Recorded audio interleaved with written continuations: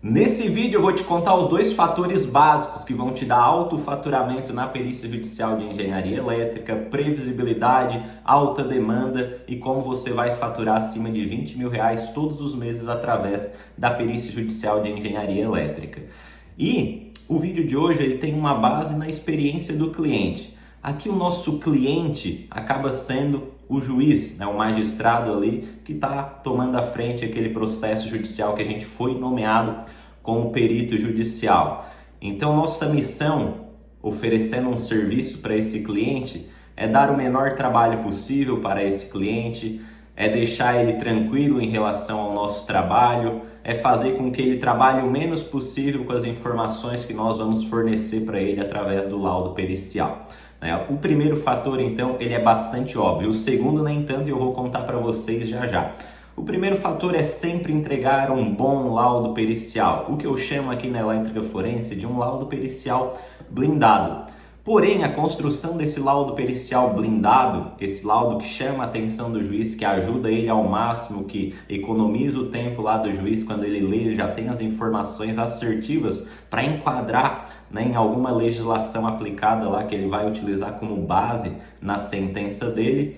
Nós temos a oportunidade de escrever esse laudo muito bem também, isso eu também ensino aqui na elétrica forense, na formação em perícias judiciais elétricas.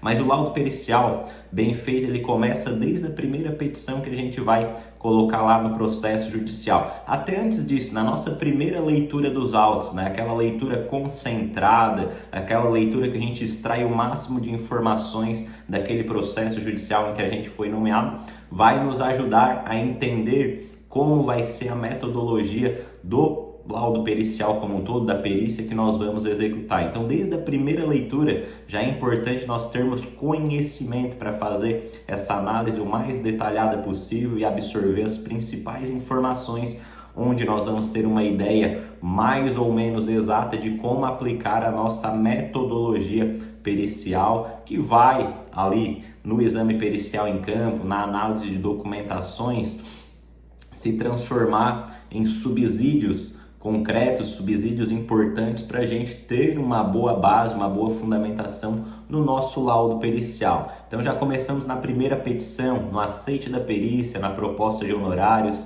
em outras petições, no nosso laudo pericial, no exame pericial em campo, no exame pericial em documentos relacionados ali àquele objeto de exame pericial.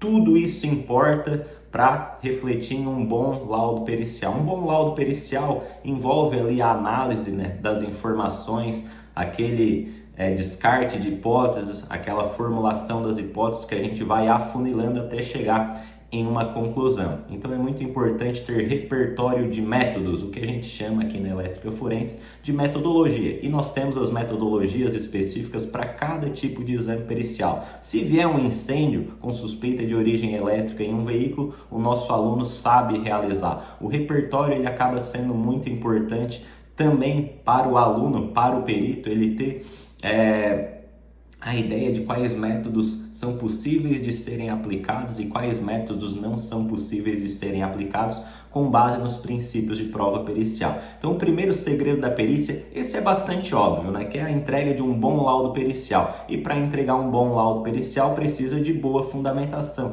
precisa de um recurso de métodos. E a gente entrega isso para o nosso aluno lá na formação em perícias judiciais elétricas. O segundo item importantíssimo para você crescer na perícia tem a ver com criar confiança no juiz, tem a ver com dar o menor trabalho possível para o juiz e, resumidamente falando, é nunca recusar uma perícia que é da área de engenharia elétrica. Se você é um perito engenheiro eletricista, você tem que atender todas as demandas da engenharia elétrica. O Código de Processo Civil, ele fala de forma literal, inclusive, que o perito tem o dever de cumprir o encargo e ele pode recusar alegando motivos legítimos.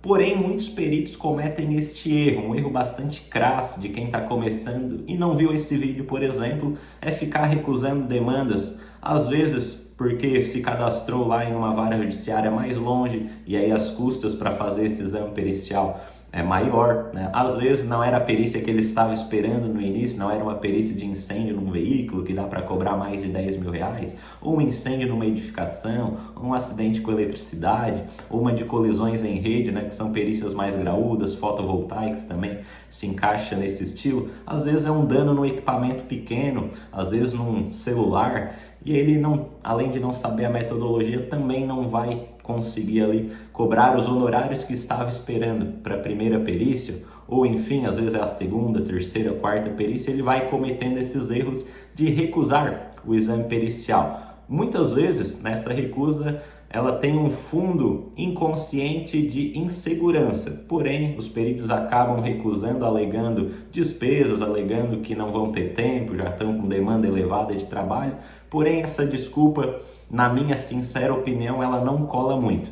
Tá? E os juízes também, eles precisam do trabalho do engenheiro eletricista. Quando um perito recusa, o juiz vai ter que ter o retrabalho de nomear outro profissional, gerando um novo prazo processual, atrasando o processo. É como, eu dou sempre esse exemplo, né? É como se eu fosse contratar um pintor para minha casa e ele falasse assim para mim: olha, a parede eu até consigo pintar, mas o forro eu não pinto, pode contratar outro profissional. Então esse pintor para mim não serviria, né? Da mesma forma, muitos peritos cometem esse erro de selecionar as demandas que querem atuar na perícia judicial de engenharia elétrica. Então isso, na cabeça do juiz, na interpretação do juiz, pode acontecer de ele entender: poxa, esse cara não tem um entendimento completo, ele não está afim de ajudar, ele não é prioridade para ele ser perito, então eu vou riscar ele da minha lista. Então a ideia aqui na perícia judicial, e esse é um fator que muitos não seguem, que é atender todas as demandas que vierem ali do sistema do judiciário,